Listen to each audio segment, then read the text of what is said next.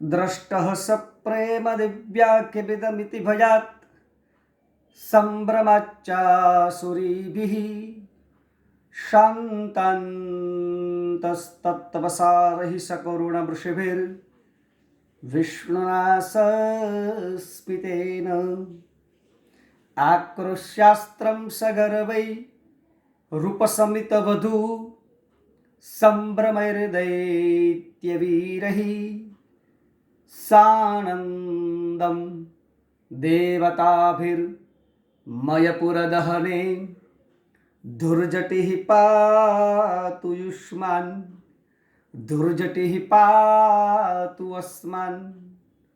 सर्वेभ्यो नमः। आज मैं कवि कालिदास का परिचय करवाऊंगा। कवि कालिदास, कल हमने देखा, उन्होंने 7 कृति लिखी थी। इसमें 2 नाटक है, 4 महाकाव्य है और 2 खंड काव्य है या 1। तो इसमें जो कालिदास ने जो रचना की, कुमार संभव की, मेघदूत की और रघुवंश की, वो काव्य कैसे कर सके इसके बारे में आपको मैं बताने जा रहा हूं। एक दिन ऐसा हुआ कि जब वो जंगल में लकड़ियां काटने के लिए गए थे तो पेड़ पर चढ़कर डाली काट रहे थे। जो डाली काट रहे थे वही डाली पर वो बैठे थे। वहां से एक आगंतुक निकल रहा था, उन्हें देखा तो वो बोलने लगा, अरे ओ कालिदास जी, आप क्या कर रहे हैं? जिस डाली पर आप बैठे हैं वही डाली आप काट रहे हैं, गिर जाएंगे आप। ऐसी मूर्खता थी।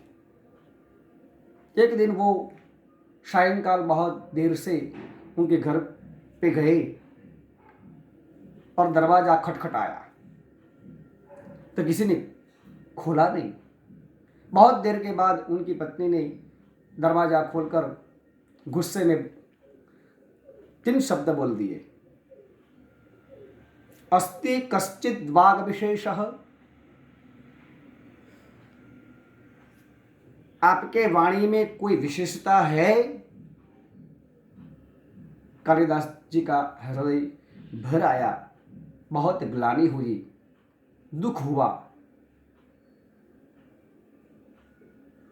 वो घर पे नहीं गए, घर के अंदर नहीं गए, मगर जंगल में जाकर मां काली की उपासना की और कालिका मां प्रसन्न हुए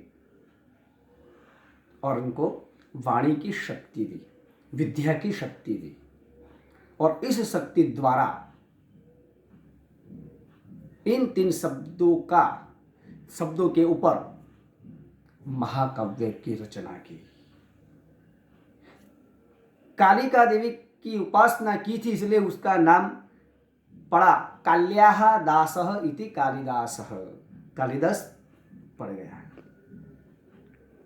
अस्ति शब्द से अत्यस्तरस्याम विशदेव तात्मा हिमालयो नाम नगाधिराजः, कुमार संभव की रचना की। कश्चित शब्द से मेघदूत की रचना की। कश्चित् कांता विरह गुरुणा स्वादिकार प्रमत्त।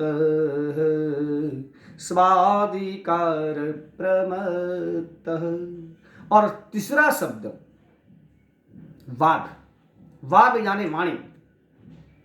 इस शब्द द्वारा कालिदास जी ने रघुवंश की रचना की। वागरथा विव संपृक्तो वागरथः प्रतिपत्तये जगतः पितरो वंदे पार्वती परमेश्वरौ।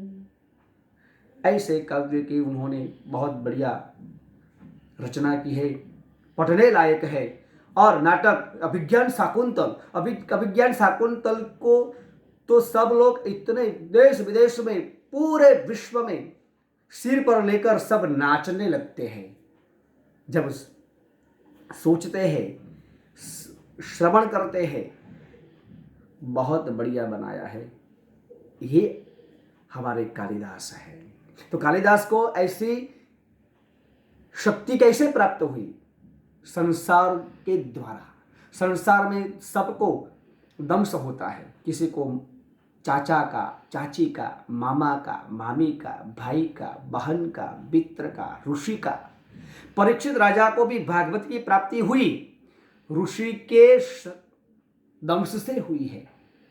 जितने भी आगे आए हैं सब संसार के दम से ही भगवान की प्राप्ति हुई है, शक्ति की प्राप्ति होती है। कहने का तात्पर्य यह है मेरा। सबको मेरा प्रणाम। जय श्री कृष्ण।